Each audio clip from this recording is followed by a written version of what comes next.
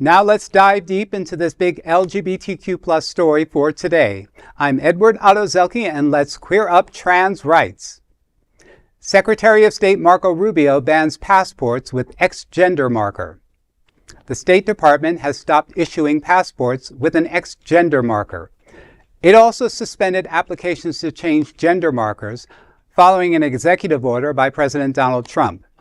New Secretary of State Marco Rubio directed the changes, citing Trump's stance on biological truth.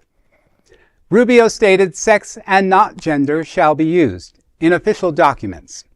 Trump's executive order titled Defending Women from Gender Ideology Extremism defines sex as male and female based on birth. The policy rejects gender identity, calling it a false claim that must be excluded from federal policy. Passports with X markers remain valid but require male or female markers upon renewal. While far-right Republicans are applauding this decision, queer advocates have expressed frustration. The X marker was introduced in 2021 after a legal challenge by intersex Navy veteran Dana Zzyym. Many fear that this new order will erase progress for transgender, non-binary, and intersex individuals.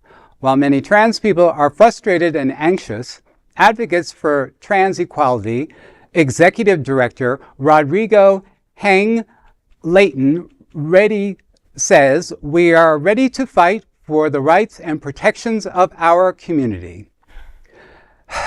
It's just an attack, really, more or less, on the transgender and non-binary and intersex people. They just don't think that they exist. Yeah. And it's just astounding to me. This isn't about protecting anyone, or it's really about control and exclusion. So our community is resilient, and I'm sure we're going to, get through this. We're going to figure out and maneuver a way through it legally. Mm-hmm. But it's just really... It's more of a hassle. Exactly. Yeah. Marco Rubio makes my skin crawl. Women, women. I'm a woman, all right? And you are not protecting me from any kind of ideology, okay? Just to let you know, all right? I forgot I was a woman there, sorry, women have this sixth sense that we're taught about since we're little girls, right? We're told by our parents, like, if you ever feel like you're not safe, leave.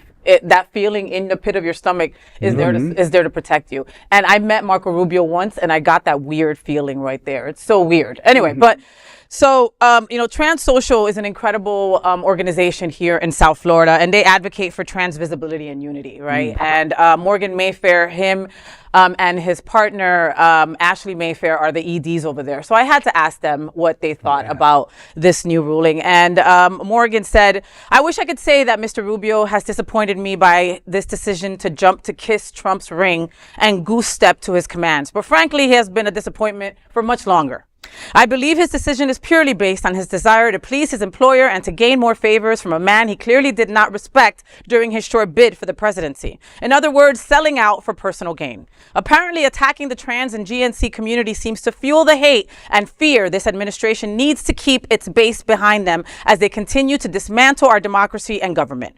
Because really, how does someone else's gender on their passport or ID affect anyone else? The trans and GNC, the queer communities of this country, the LGBT, once they see the writing on the wall, the black and brown people of North America will continue to exist. We always have. But maybe now we will start to understand that this is a white man's class struggle and fear, and that we are stronger together." End quote. Thank you, Morgan Mayfair, for your quote. Mm-hmm. Lots of process, but I mean... Yeah. Well, we also have to remember, Marco Rubio was voted unanimously by the Senate. Every Democrat and Republican thought this man should be Secretary of State and allow the Trump administration to that much faster be able to implement their anti-trans agenda. And I'd like to know what we as a community are going to start doing with both these parties, because neither of these parties seem to give a crap about us. Mm-hmm. Wow. You're right. You know, like Rubio had there's no reason why he should have been able to do that. Though I remember a fun fact about him. I don't know if everyone would like to know, but you know, the Miami New Times did a story about how Rubio was believed, it was speculated, was he a particular go-go dancer in Miami back in the day at a gay bar of all places. So, you know, I'd like to remind that of Rubio. Yeah, hi. Let's bring that back into circulation now that Alex has said that. You know, right? Like we should put that picture all the time next to Rubio. Him at a phone party and all this kind of stuff, right? Like, and now he's cow tipping, so he's got daddy issues. Right?